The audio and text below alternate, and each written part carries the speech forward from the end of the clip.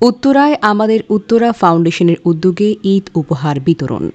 ঢাকা থেকে মোশাররফ হোসেনের পাঠানো তথ্য ও ভিডিওচিত্র দেখুন বিস্তারিত।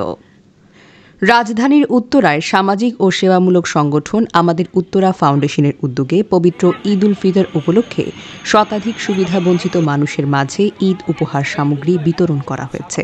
২৬শে মার্চ বিকেলে ৫টায় উত্তরা ১২ নম্বর সেক্টরের বালুরমাঠ এলাকায় এই কর্মসূচি অনুষ্ঠিত হয়।